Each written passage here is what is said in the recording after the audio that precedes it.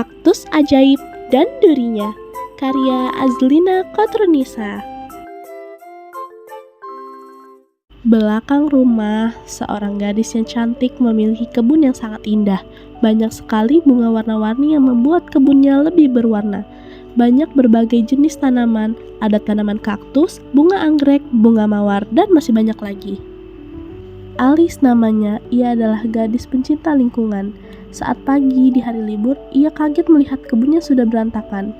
Ia bertanya-tanya, "Hei, mengapa kebunku berantakan begini?" Dari pintu belakang muncullah sosok laki-laki, Keno namanya. Keno datang melangkah dengan keras menghampiri sambil berkata, "Kalau aku yang menghancurkan kebunmu, kau mau apa?" ujar Keno sambil tertawa licik. Alice kecewa, ia sangat sedih karena di kebunnya hanya tersisa 2 tanaman kaktus yang utuh dan masih kokoh. Tak lama kemudian, Alice mengajak Keno untuk berbicara. "Apa salahku sehingga kau sangat dendam dan ingin menghancurkan kebunku?" Tanya Alice dengan perasaan sedikit marah. "Aku tidak suka kemarin kau menegurku dengan keras di jalan." Sergah Keno. "Ya, aku menegurmu karena kesalahanmu sendiri, Keno," ucap Alice. Emosi Keno terpancing dan "Ya terserah dong, lagian aku baru sekali melakukan hal itu." ucap Keno geram. Kemudian Keno melihat 2 buah kaktus yang masih utuh. Keno hendak menghampiri tanaman kaktus ajaib kesayangan Alice yang bernama Elin dan Olan. Tak disangka ternyata kedua kaktus itu dapat berbicara. "Kau ingin menghancurkanku? Tangkap aku kalau kau bisa." "Kaktus bodoh, lihat saja akan kuhancurkan kalian berdua." Saat Keno mengejar kedua kaktus tersebut, Keno sempat terjatuh tetapi ia terus bangkit. Tak lama, Keno mendapatkan kaktus itu. Akan tetapi kaktus itu direbut oleh Alice dan Keno dicekik olehnya. Hal ini menyebabkan Keno pingsan dan sudah tidak berdaya. Justru di satu sisi Alice merasa senang karena tidak akan ada lagi yang mengganggu kebunnya.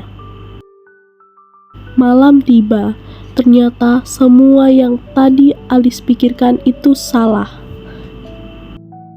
Keno sudah sadar dari pingsannya. Ide-ide licik dari otaknya memancing kembali amarah Keno sehingga ia ingin melakukan hal tersebut. "Lihat saja, aku tidak akan membiarkanmu dan tanaman jelekmu itu hidup di sini," ucap Keno dalam hati sambil mencari kaktus.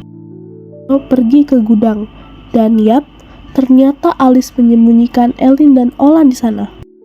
"Hahaha, ketahuan kalian. Sekarang kalian mau lari kemana, ha?" Kalau bisa, tangkaplah kami untuk yang kedua kalinya. 2 kaktus itu menuju ke kamar Alice. Sebelumnya Alice terbangun karena ia teringat belum mengunci pintu gudang. Alice segera menuju ke gudang.